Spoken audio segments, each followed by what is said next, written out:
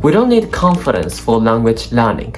Kaisho, in this video, I will talk about the upside of the imposter syndrome. Have you ever felt like you didn't have confidence, but after doing it, you somehow accomplished it? Yo sí, yo personalmente he sentido esa emoción muchas veces. Imposter syndrome is to feel incompetent despite being smarter than you think in your area, such as in your work, in your relationships, or even in your study. Sometimes it's thought to be negative emotion, but in reality, it's not always the case. By understanding the benefits of not having confidence, you will be able to progress your language learning even faster, which means that you will have connection with more people, you'll be smarter, and you'll have a good time.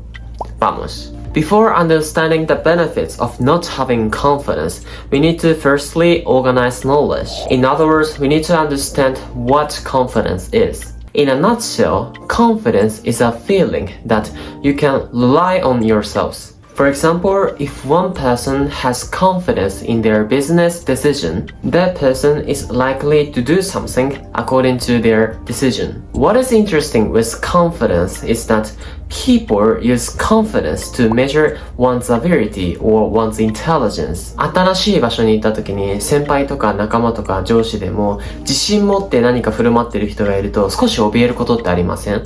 That's because we are those who are not good at measuring one's intelligence or one's ability. There is a famous psychological effect called Dunning-Kruger effect, which received a Nobel Prize. According to this theory, we tend to think that we are smarter than we really are in daily tasks such as detecting one's intelligence. テレビとか YouTube とかで新しい人見かけた時にこの人頭良さそうだなとか逆にこの人そうでもないかなみたいな勝手に判断することってあるじゃないですか。あれです。Here comes the confidence. As we don't have the right strategy to detect one's intelligence, or even worse, we don't know it, we usually use confidence to see if someone is intelligent or not. As most of the people do it, we came to have the myth of confidence. So, if your purpose is not to show your confidence, just forget about this myth.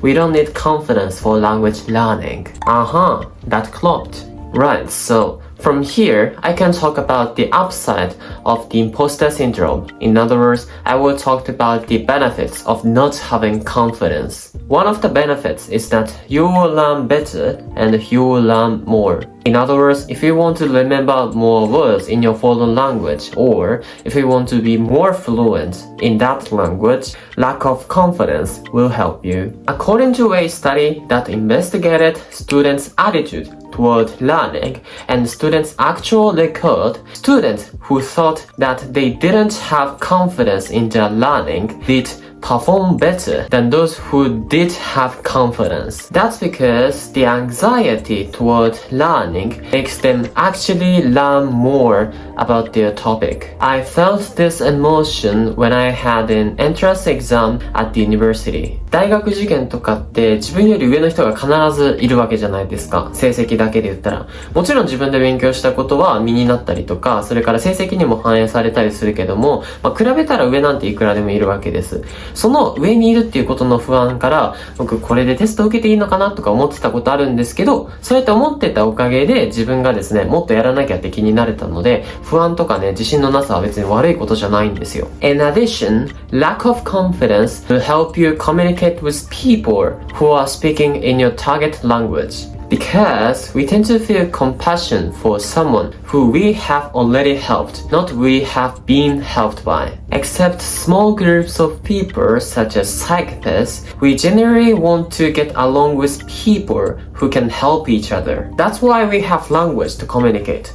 We are the animals who evolved by helping each other. Someone with lack of confidence is a good person to communicate because it is likely that we can find something to help them. I understand that there are people who don't like the lack of confidence or who don't want to be scared by the new challenge. And also we all don't want to be underestimated by someone else. So actually, about the topic of confidence, how we use it or how we deal with it is important. One of the Another useful tips to adjust your confidence or adjust your lack of confidence is to try to understand what you don't know. For example, if you love cooking, you may try finding some new words or new knowledge about nutrition science or new cooking styles. By doing so, you will notice that you have something that you already understand, and also there are other things that you don't understand that time. In my case, I usually try to brush up knowledge about language psychology and language learning.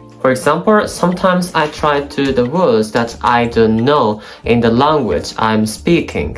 And that makes me humble in my language learning. I don't know this part or I don't know this word, so I should study this, and by doing so, I can be smarter in that language. Sounds great. There are various methods that you can try or you can apply in your language learning. For example, if you want to improve your conversation and if you want to be fluent in your target language, you may find some partner or some native speakers, or you can just try reading the text and you can count the numbers that you tried reading. As I've already mentioned, confidence is not something to seek for. It is just one of the results of your learning, of your trying, or of your challenges. By talking to a lot of people, you will have confidence to speak in public. By writing a lot, you will have confidence to write a new text or to think of a new thing.